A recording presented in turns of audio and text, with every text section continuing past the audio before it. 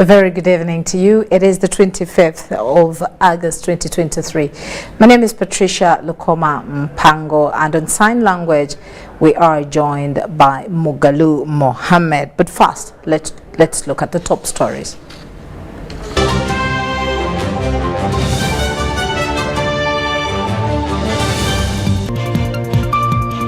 Museveni meets Kony's family and pledges to support them.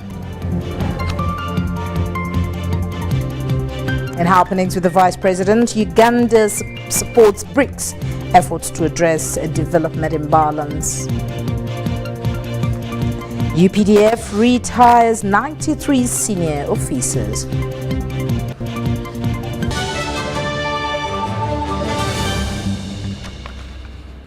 And as we delve into the bulletin, President Yoweri Museveni has promised to support the family of the Lord's Resistance Army rebel leader Joseph Kony. The president met the family of the LRA leader at State House in Entebbe, led by Brigadier Ali Salongo Kony, who is the son of Joseph Kony.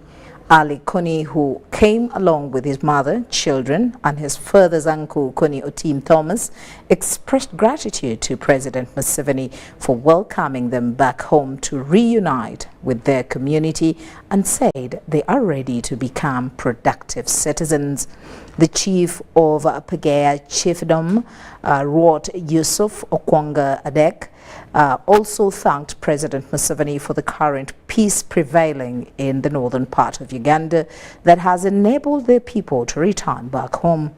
Ruot informed His Excellency President Museveni that Joseph Kony, who is now about 62 years old, is weak and unable to fight back, adding that the focus should now be rehabilitating and supporting his family to engage in productive activities like farming.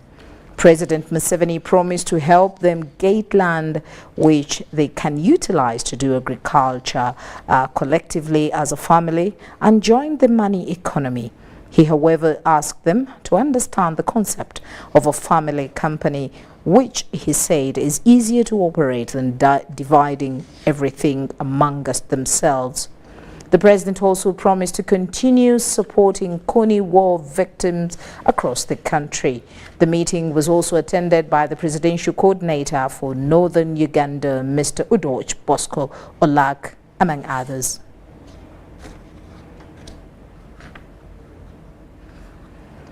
President Yoweri Museveni has appealed to the BRICS summit members to address the oppression and suffering the human race has gone through ever since the evolution of man into Homo sapiens, from now primates. This was in a statement presented by the Vice President, Major Jessica Alupo, at the BRICS summit that has been going on in South Africa.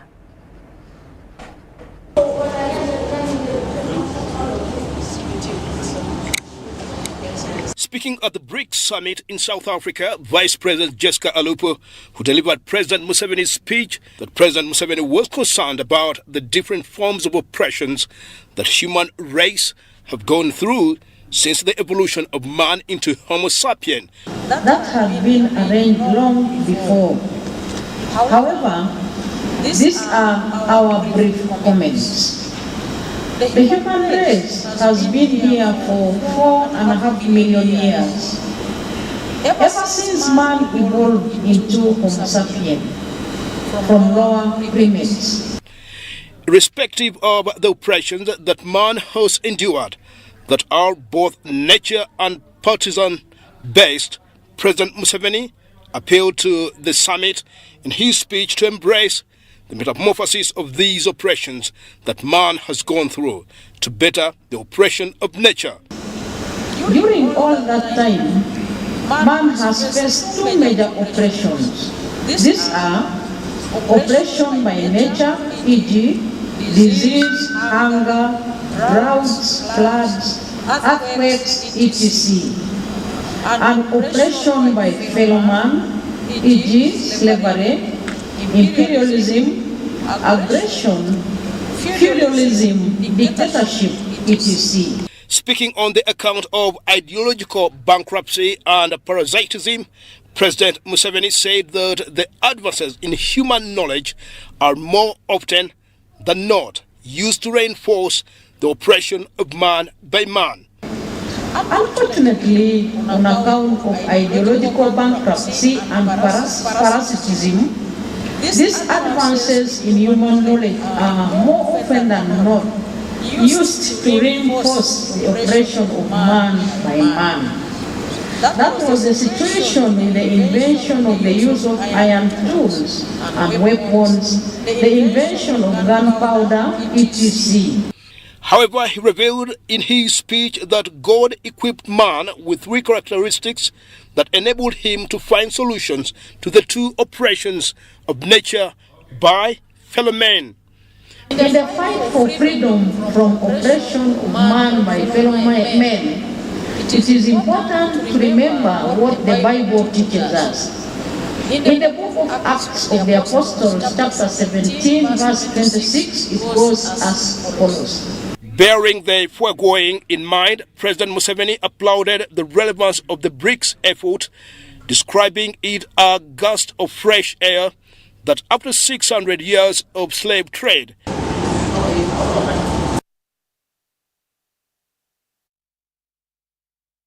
Prime Minister Robin Anabanja has held an evaluation meeting with the agro-input dealers who are to participate in the just concluded Farmers Expo 2023, which took place in Greater Mubende district. Prime Minister Robin Anabanja has just met with agro-input dealers who participated in the just concluded Farmers Expo 2023. The meeting, among others, was aimed at evaluating performance of the sector and to come up with strategies that will facilitate a similar campaign to take place in the districts of Nakasongola, Luweero and Nankaseke. I am delighted to host you once again in such an important meeting where we are going to evaluate and see what we actually did, whether there are gaps that we need to reach going forward. But before that, I want to thank you. Most sincerely, thank you for joining us, for participating, and for helping our people. Because I saw the enthusiasm our people had, the interactions you people had with our people. To me, this is the way I have attended you this formula. I can call it a formula. It's working. Greater Mubende is composed of Mityana, Kasanda, Mubende, Chankwanzi and Chiboga districts. Agric Expo 2023 is being used to implement the President's policy guidelines on agriculture production, productivity and profitability. If we can use this approach, the whole of government approach, and you, our partners in the government, the sky will be the limit.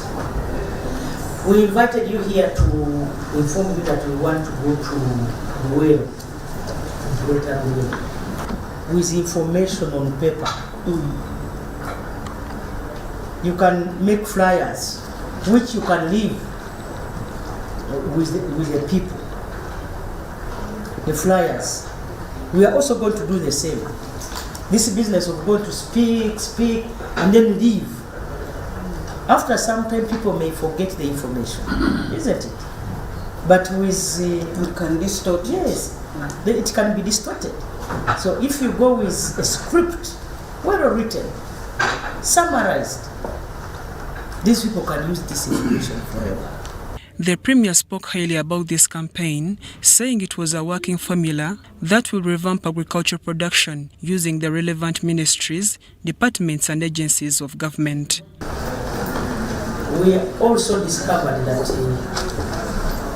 some of you do not have capacity in the case of two venues at the same time. And so we have agreed in our senior top management that we shall only be having one expo. If we are going to Luweero, that day we are all there. So that all those people who have not yet got capacity can get it, and then we The Deputy Secretary General NRM Rosna Mayanja participated in the Agro Show and pointed out the need to synchronize the Agri Expo 2023 with the entire agricultural production value chain. I just want to say that this is one of the aspects that brought young people together. First of all, it's unprecedented, and young people are getting the message about agriculture in a way that has not been done before. The meeting noted with concern that there is an ongoing racket of individuals selling fake products. Farmers get scant information and end up using fake chemicals. This program is coming at a time when the Prime Minister thinks that, okay, you've given them money. How are they going to utilize this money? So as you go out, we are providing a remedy. We are implementing PDM. We are actually putting PDM into real action.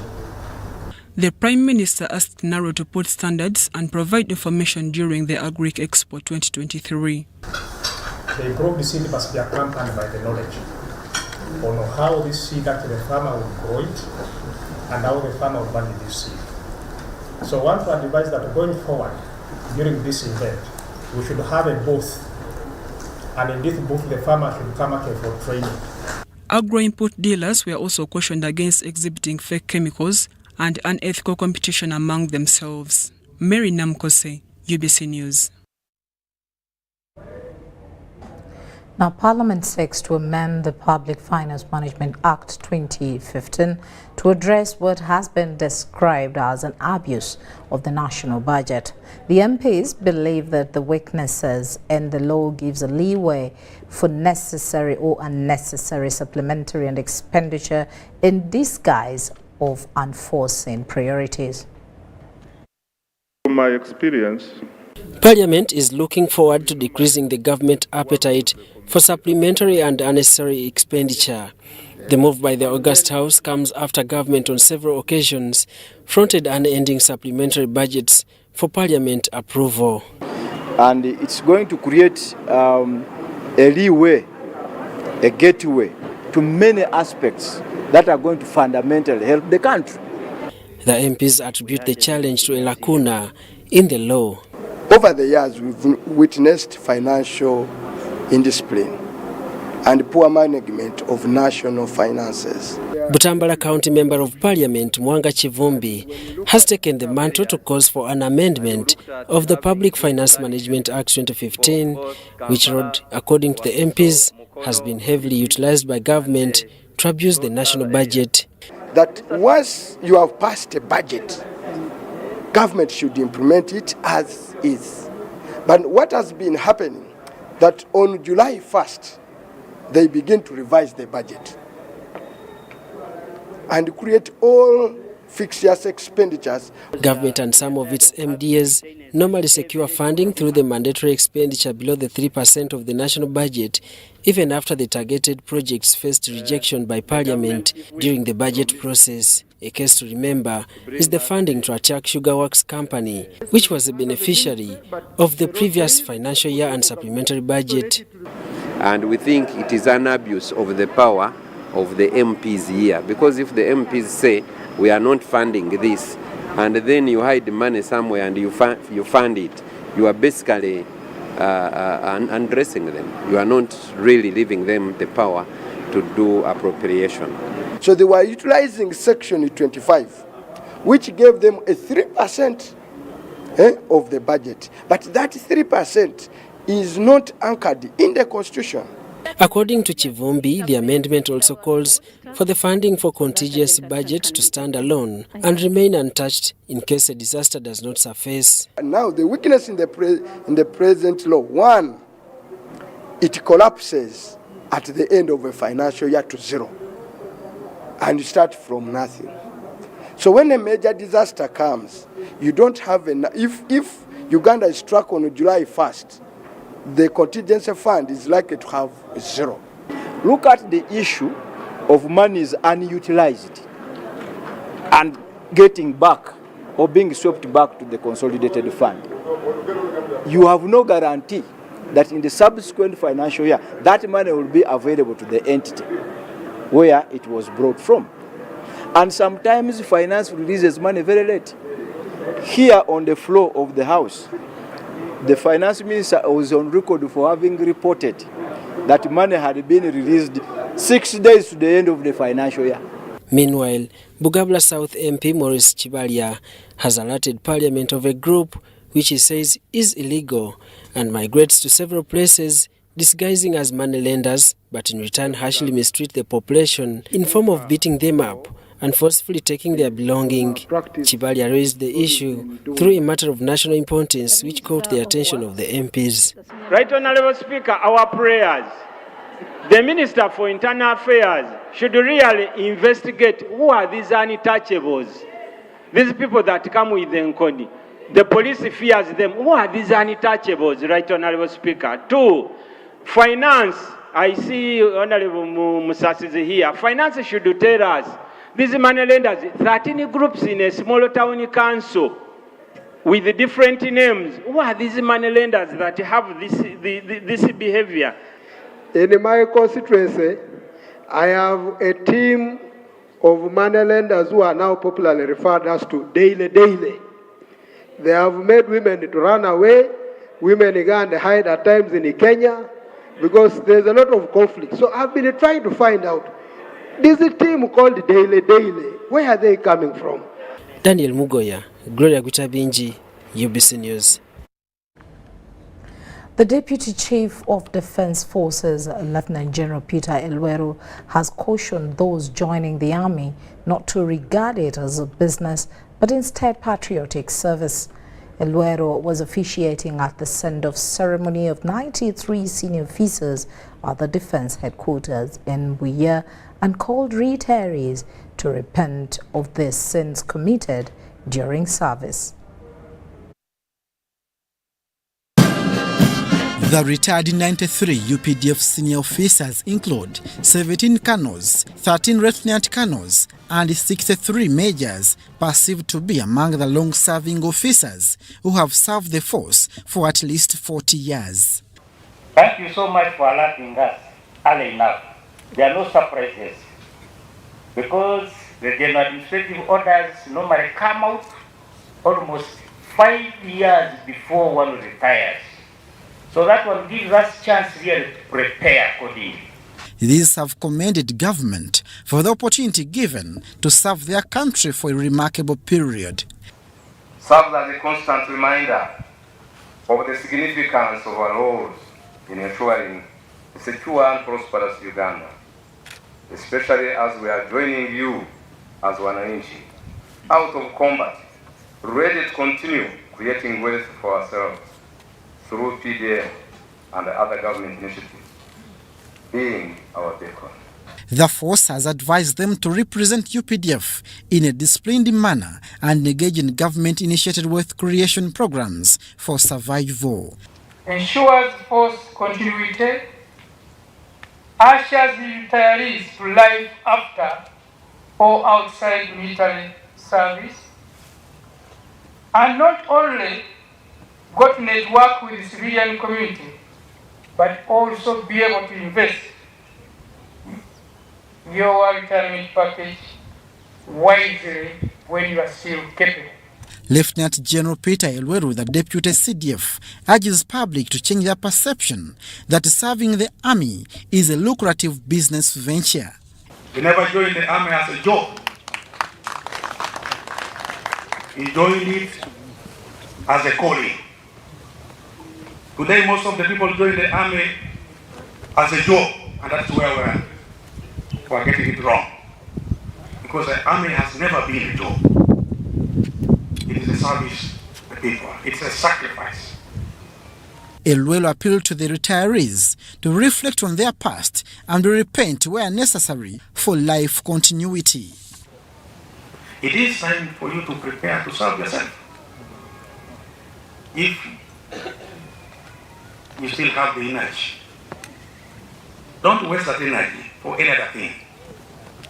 Waste that energy to prepare yourself for the final destiny. And that final destiny is the grave. There is nothing more than that.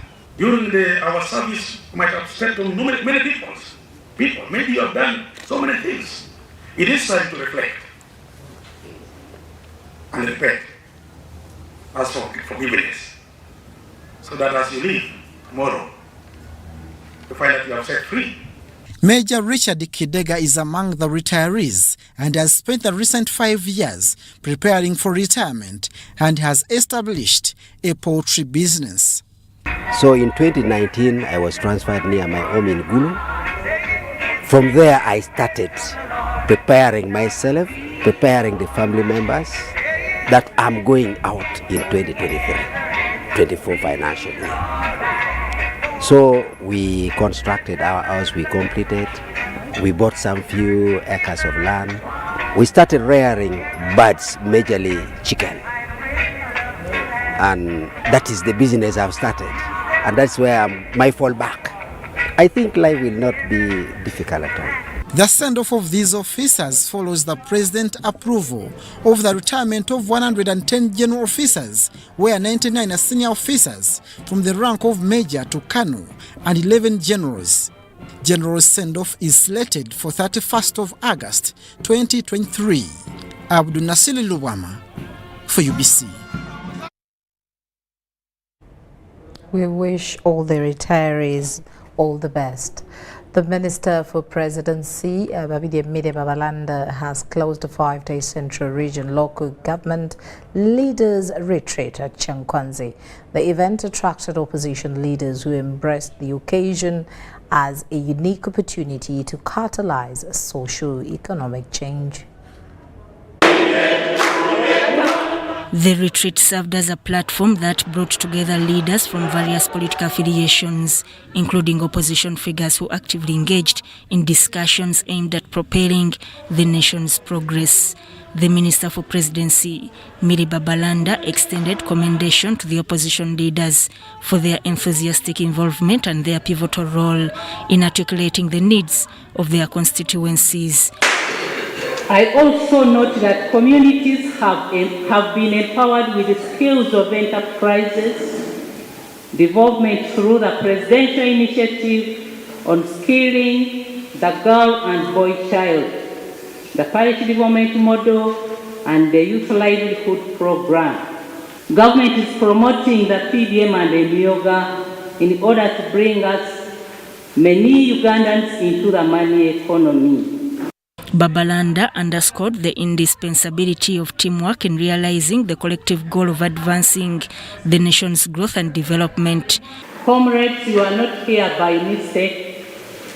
You have made the correct decision expected of you by your voters because they voted you to work with the government in power. She also emphasized the practical application of ideologies and theories, noting that the true value of knowledge is demonstrated through its tangible implementation. Babalanda stressed the urgency of socio-economic transformation, advocating for change not only on a macro level but also at the individual level, adding that transformation requires both mental and physical shifts. As government, we have achieved our intention for this retreat. That is to strengthen synergies between central and local government leaders with the intent to quicken momentum for manifesto implementation. We have had the local government leaders come in one place, share the challenges faced in implementation of the manifesto. The Director, Manifesto Implementation, Willis Bashasha, emphasized the significance of collaboration among leaders from various sectors. We would also want them to go and continue their mobilization responsibilities so that they are able to bring every citizen within their areas on board, especially on uptaking the government programs, with particular and special interest in the parish development model, which is targeting to remove 39% of our citizens from the subsistence economy. This inclusive approach brought together senior presidential advisors, mayors, and other governmental dignitaries. A number of programs are being implemented, among which is the parish development model, the Myoga, among others. As we talk now, we have established that all parishes in the entire country have received 100 million. Each parish has received 100 million for the PDM program. We've had a chance to be informed about all the government programs as how they are being implemented by different government ministries. The retreat served as a rallying point for collective efforts and a shift in mindsets aimed at propelling Uganda towards socio-economic transformation. The retreat served as a dynamic platform fostering unity and commitment to the nation's advancement. Sodat Kaye, UBC News. Now, former FDC President Kanu Kizza Besigye has appeared at the Buganda Road Magistrates Court in Kampala following an order compelling him to appear before this court on charges of inciting violence. Prosecution led by Ivan Chaze had wanted court to cancel his bail on grounds that he failed to abide by the bail orders set by the court. Buganda Road Magistrates Court before Magistrate Asumani Muhumuza recently issued criminal summons against retired Colonel Dr. Kizza Besigye to answer charges of incitement to violence against him. Friday morning, retired Colonel Dr. Kizza Besigye appeared in person in this court before Magistrate Fedris Eto. Prosecution led by Ivan Chaze had earlier asked court to cancel his bail on grounds that he violated the bail conditions set unto him by this court. We haven't yet received any proof to show that A1 and as well as A2 were put. The bail for A1 should be cancelled. Prosecution also asked court to issue a warrant of arrest against Dr. Kanu Kizza Besigye's co-accused Samuel Lubega Mukako for failure to appear in court. Every person who is charged with a criminal offense shall be permitted to appear before the court in person or that person's own expense by a lawyer of his or our own choice. And indeed appear on behalf of both that person. Magistrate Fedris Eto issued a criminal summons against Samuel Lubega Mukako to appear in court, since there is no evidence presented to court showing that he is abroad, as his lawyer alleged. I did not find sufficient grounds to warrant the cancellation of bail who has brought himself to court today. A1 is given a benefit of doubt. In respect of A2, no sufficient grounds have been given for his absence, and therefore warrant of arrest is expected against him. Retired Colonel Dr. Kizza Besigye and Samuel Lubega Mukako are represented by lawyer Musa Matovu. After court, we spoke to Dr. Kanu Kizza Besigye. However, he wants court to dismiss this case. Although we were not able to be there in court that day, our counsel was present. He informed the court why we were not in court that day, and therefore there was no case of having absconded from court. Therefore the arrest warrant was really not justified. Besigye and his co-accused Samuel Lubega Mukako are facing one count of incitement to violence when they were arrested while protesting against the hiked prices of commodities in the country by then. Deborah Namamonde, Susan Nabogode, UBC News. Now, with Hoima land wrangles, it looks like there is a call for calmness of the security detail of the State Minister for Lands, Dr. Sam Mayanja, to contain a crowded environment after a team of police officers opened fire in a protection gear about a land owned by Mugamba Cattle Fred in Hoima City. Minister Sam Mayanja had led a team comprised of the RDC of the Hoima District to the locus where the hundreds had been evicted from the land in question. In a meeting held at Robunyonyi in Hoima District, the LC3 Robert Mwanga, on behalf of the residents, told the visiting delegation of State Minister Sam Mayanja on fieldwork visit that on several occasions residents have been imprisoned, beaten, and their properties destroyed by agents of Robert Mwanga.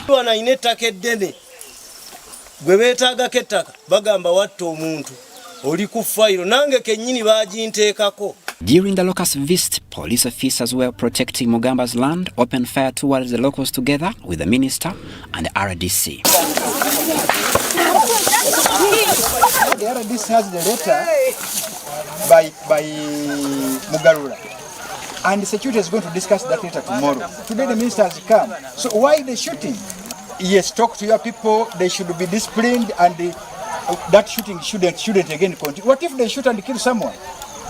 State Minister for Lands, Dr. Sam Mayanja, ordered RDC and DPC to arrest Mugamba Kato Fred and also have the officers who had opened fire over trespass, forceful entry and malicious damage to property disarmed.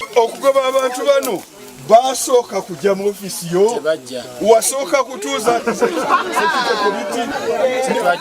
then bakwatibwe. Mayanja also ordered the RDC to provide security to the people who had been evicted as they returned to their land. The same directive also compelled the DPC to release 25 people who had been arrested on the orders of Mugamba Kato. Trumped up charges. Abo bonna bateebwe. On his visit in Hoima, Dr. Mayanja also solved the Kitowa land matter, where Ewanaheno Muganwa Kajura evicted over 200 families in Ndoli East and Kenyara villages from a piece of land totaling 407 hectares on Plot 7, Block 9, in the names of Heno Muganwa Kajura, with 3 land titles, one issued on February 12, 2020, another on October 12, 2007, and the other issued in 1971. The 200 families had for a long time lived under threat from Muganwa Kajura. However, their families petitioned Minister Mayanja to prevail over the matter. The petition formed his views to Ndoli East and Kenyara villages, respectively.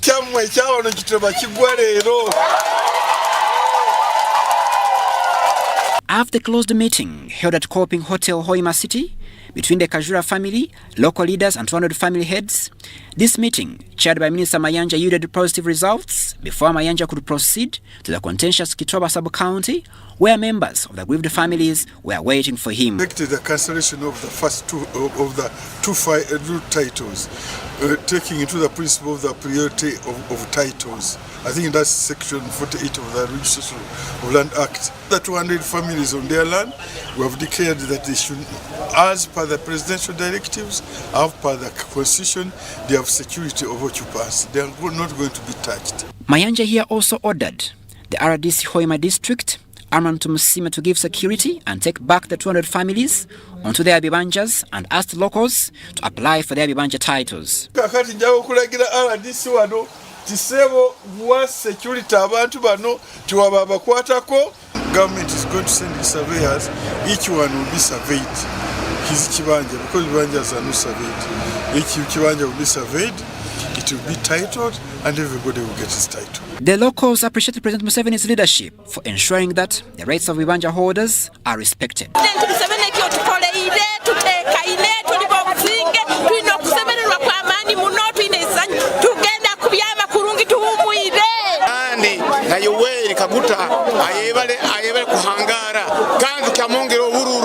Crispus, Arenaitwe, Jamil Sekaja, UBC News.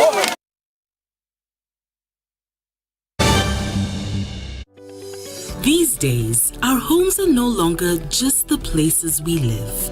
It's where we attend meetings, go to class, keep each other safe, and entertain ourselves. To do this smoothly, you need a reliable internet connection. Buy the MTN WakaNet router, which connects up to 32 devices and gets a free 40 GB data bundle at only 149,000 shillings. Or buy the MTN WakaNet MiFi at only 75,000 shillings and enjoy a free 15 GB bundle to stream, study, work, and play on the go. Visit any MTN service center to buy the MTN WakaNet router or MiFi and enjoy the internet that does amazing things.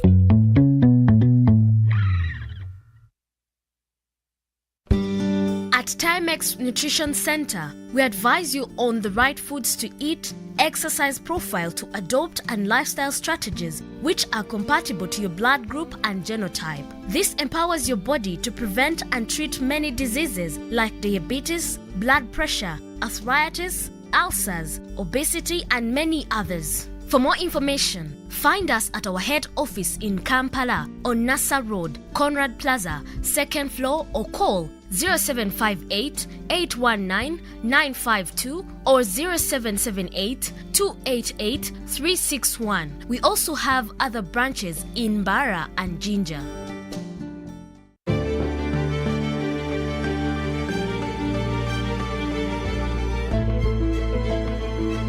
Uganda's oil and gas activities are undertaken in line with the updated environment legislation and benchmarked on international best practice standards in order to continuously ensure coexistence between the oil activities and Uganda's rich biodiversity.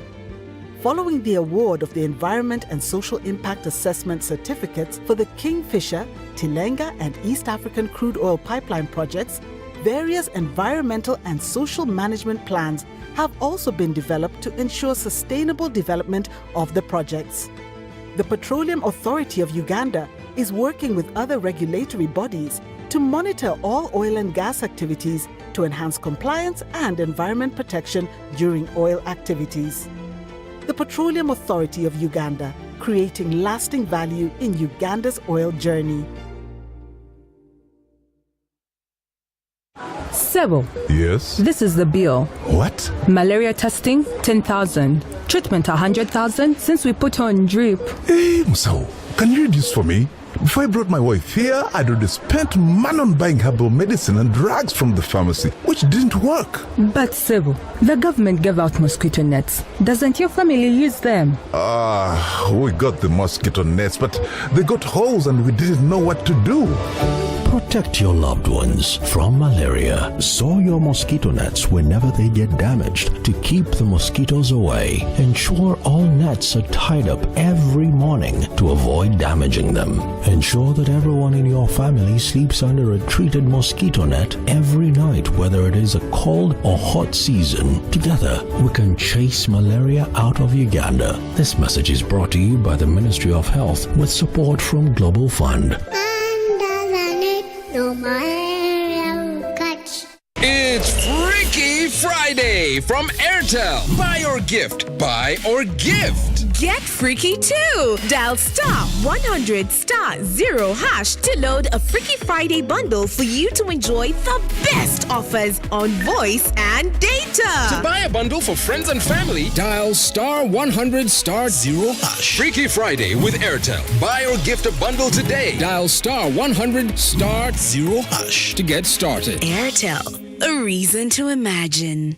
Uganda is a source, transit, and destination for adults and children who are either forced or deceived into forced labor, organ harvest, sacrifice, and commercial exploitation. Trafficking in persons is a serious crime and gross violation of human rights. Report suspects of trafficking in persons to police for investigation and prosecution. Suspects are either close friends or relatives. Victims of trafficking are not criminals and need protection. This message is brought to you by the Coordination Office for Prevention of Trafficking in Persons, Ministry of Internal Affairs.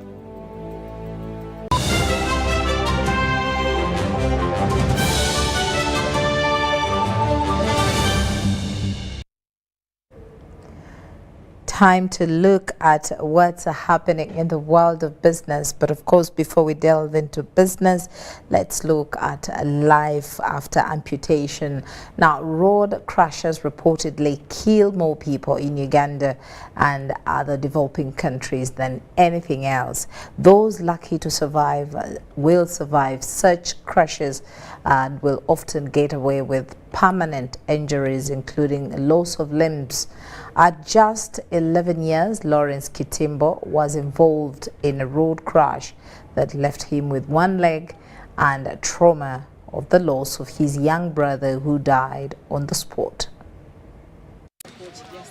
In the year 2004, tragedy befell the family of Lawrence Kitimbo that left him without a leg, an injured brother, and loss of life of his other sibling. This occurred as the three brothers walked on the roadside on their way to fetch water. At just 11 years, Lawrence and his other surviving brother began a journey of persons with a disability after they were hit by speeding cars that collided and skidded off the road, killing and injuring innocent road users in Kamuli municipality. I got involved in a fatal motor accident with my family, and I lost my left leg, and my brother too is also an amputee. My youngest brother passed away. At an early age, Lawrence went through tough times to recover both physically and emotionally. Despite this injury, Lawrence never gave up but adapted to the new life and continued with his studies up to university. When you get a physical disability, which is permanent, it's not easy to accept. First of all, there are a lot of obstacles, there are a lot of challenges. Because of his passion for sports, Lawrence gradually started engaging in minor sports activities with some of his fellow amputees. He started volunteering with the Uganda Paralympic Committee in 2016, where he got a chance to promote amputee games, mainly football in Uganda. This translated into a football match with some of the UPDF amputees from Mubende Rehabilitation Center, and this marked the starting point of their professional amputee game. Being a boy who was passionate at playing when I was still a kid, before even the amputation, when I learned about amputee football, it was there, but it was not being played here in Uganda professionally. I came back to Kampala, I started mobilizing fellow amputees in Kampala. Then our first engagement, we had a friendly match with the soldiers from the Mbende Rehabilitation Center. This would then be followed by several football galas with different amputees from other groups including UPDF, Boda riders and former sports personalities. In 2017, Lawrence started a process of formalizing the group into the Amputee Football Association of Uganda, becoming its pioneer president. That we were lacking the executive structures, and we wanted to make amputee football very serious because we had a lot of examples outside there in other countries. They were serious, they had a lot, they were doing it professionally. So we had our first general assembly, and I happened to be the first president because I was the founder.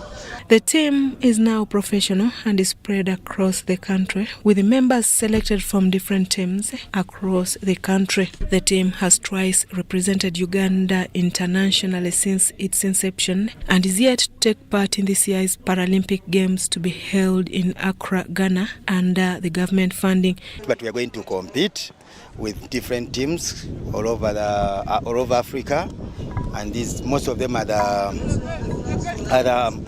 best teams in Africa, but we are going to also compete with them.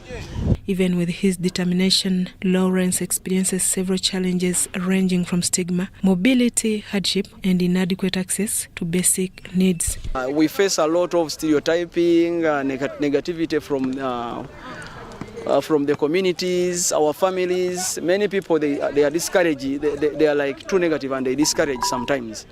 Nonetheless, Lawrence forms that number of road crash victims whose life had turned around by an incident that could have been avoided through good road use. On average, the accident and emergency department at Mulago Referral Hospital receives more road crash patients as compared to other emergencies.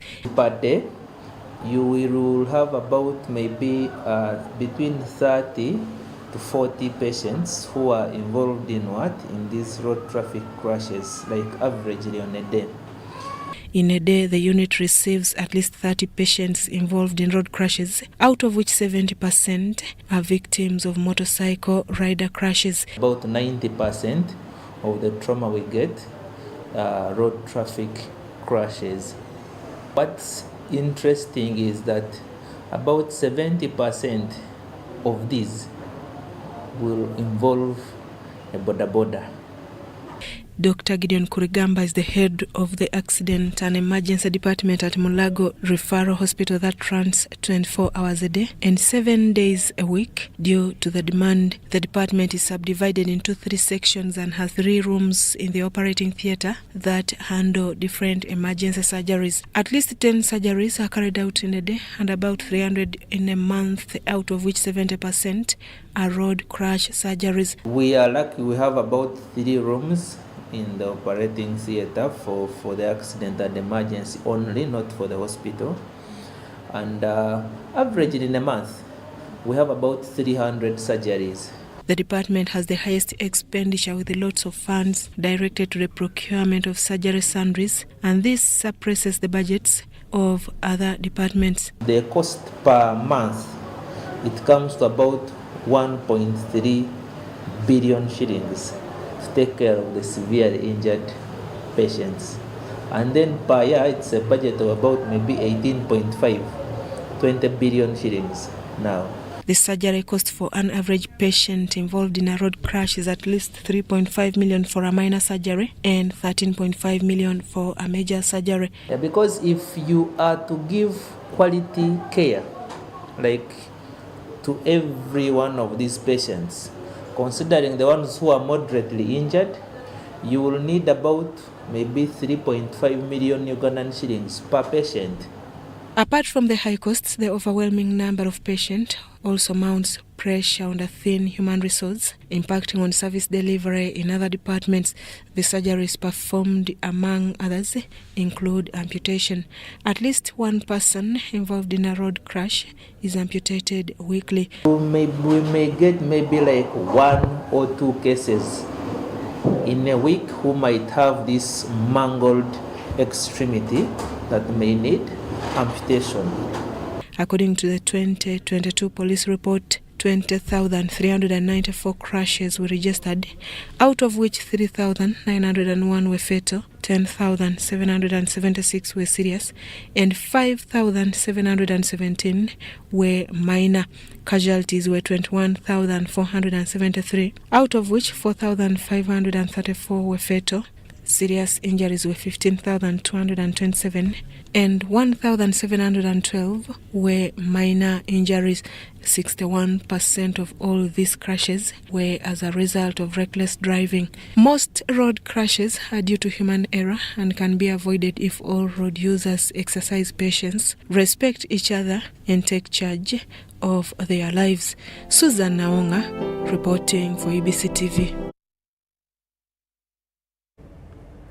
Well, now it's time for us to step into the world of business. And of course, first we'll be looking at the nature conservation, where Jane Goodall Institution, in partnership with Uganda Wildlife Conservation Education Center and conservation entities in Uganda, have launched the Roots and Shoots program.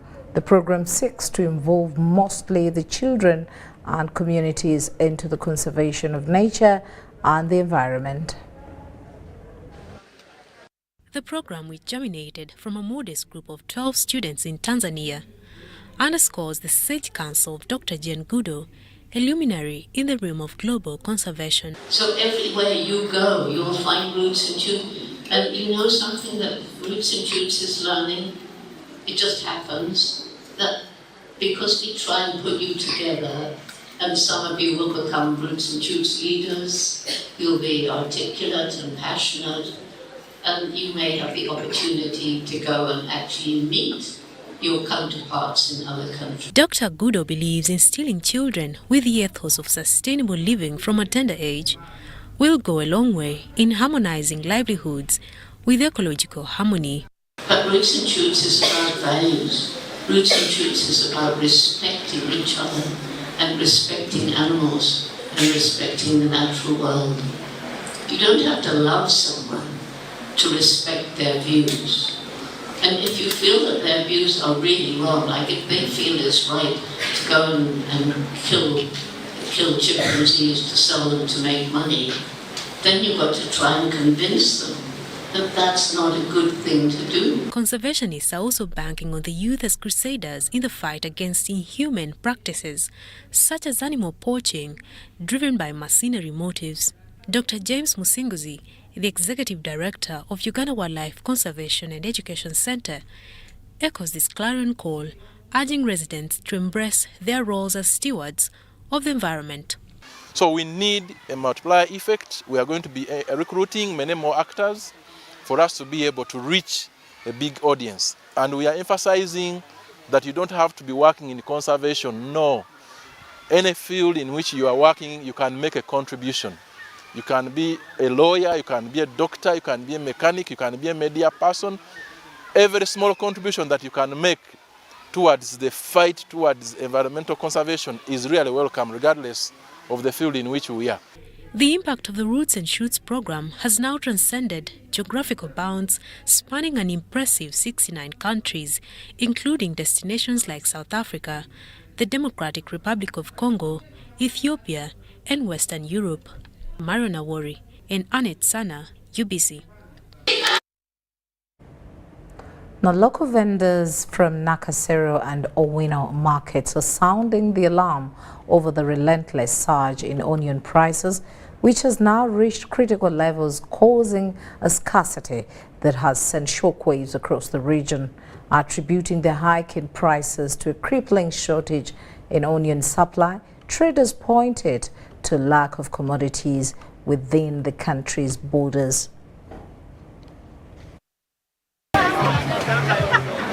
Sources on the ground report that the cost per kilogram of onions has spiraled from 2,500 Ugandan shillings, which had long been the prevailing market rate, to an astonishing 5,000 Ugandan shillings, a shift that has upended both vendor operations and consumer habits. The price goes up, no customers will come. The demand is very low. Someone who used to take 10 kilos takes 5 kilos. Someone who used to take 2 takes half or 1 kilo. Market vendor Jenny Ngonzi Adieli, who has long navigated the ebbs and flows of Nakasero market, lamented how the soaring onion prices have dealt a blow to consumer purchasing power.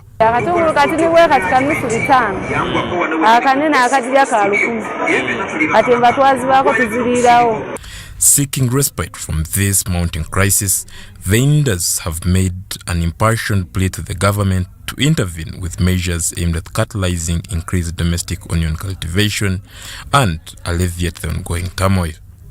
While vendors and traders grapple with these escalating costs, it's not just the markets that are reeling. Ordinary citizens too are bearing the brunt of this onion predicament. Ensigo y'obutungulu ababulima ensigo ya bbeeyi eddagala lya bbeeyi ne kati gavumenti ebesobola okutuyamba ne ku bintu ng'ebyo ebintu ebimu babisobola okuddawo nebanga buli muntu asobola obikola ki obikwasaganya. However, some argue that the root cause of this crisis lies in the rural communities, where scarcity of manpower, driven by widespread migration of youth towards urban centers, has left farms unattended, hence reduced onion production.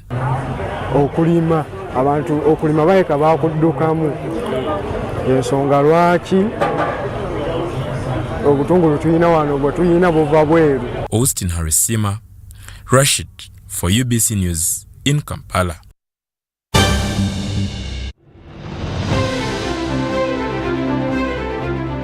And in talking news, MTN has improved on their data voice bundles. You can now call across all networks for the same price. We've talked to several eyewitnesses on the ground, and this is what one of them had to say.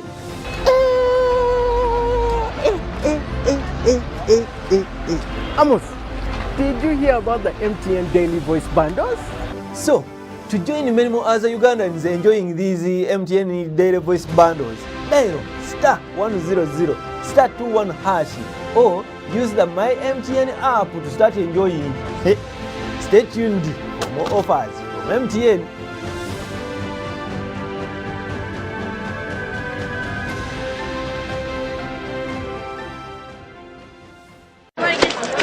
Juko. Yo.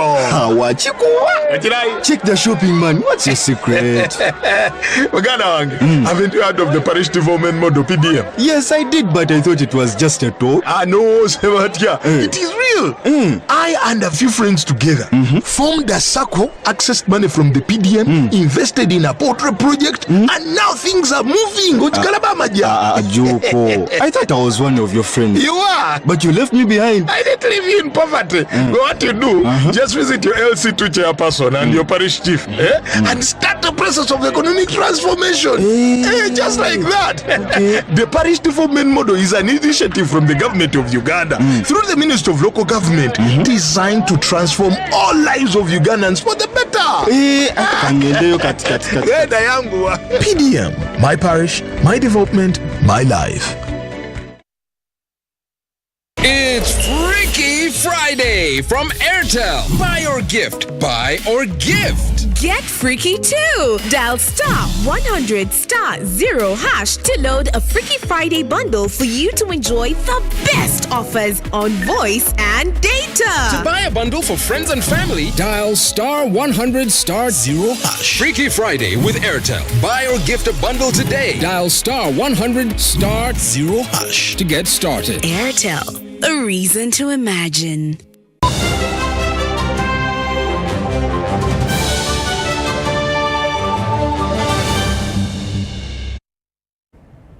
And in our last segment, we step into the world of sports, where a do-or-die game for Vipers Sports Club this Saturday as they play Botswana's Jwaneng Galaxy in the return leg CAF Champions League game.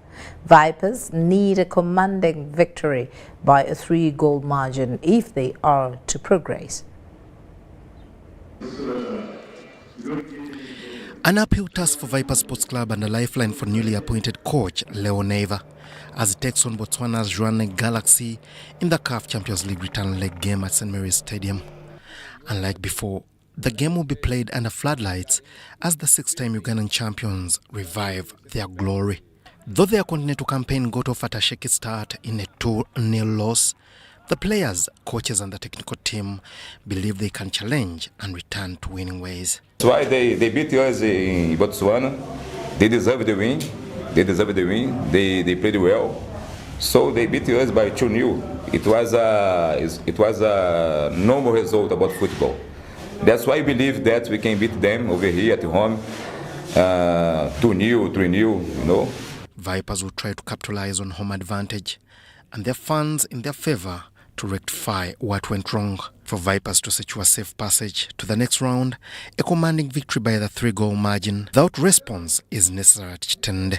It's a new match, another 90 minutes to play for points, another 90 minutes to play the good football we saw from both teams when we were hosting them. To say let the best team, let the well-prepared team wins the match. We are coming into this match knowing very well that it's going to be a tough one. The outcome of Vipers match will determine the next contender, with either Comoros' Jabal FC or South Africa's Orlando Pirates waiting. Ngabo Emon, reporting for Ibis TV. Now, as we sign out, let's have that recap on our headlines.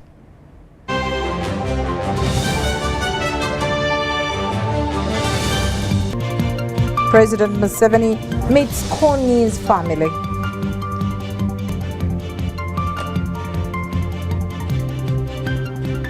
And Vice President Jessica Alupo addresses the BRICS Summit.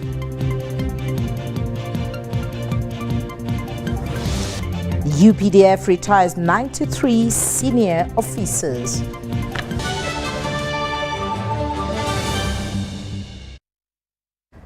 My name is Patricia Lukoma Mpango Mugalo Muhammad on Sign Language. Let's meet again at 10 o'clock.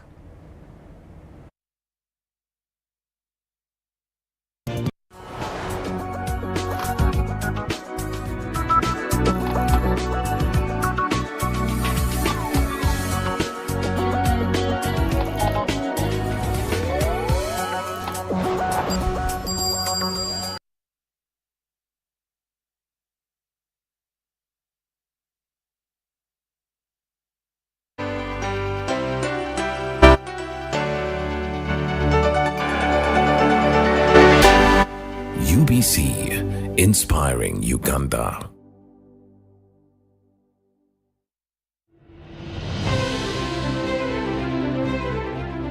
And in talking news, MTN has improved on their data voice bundles.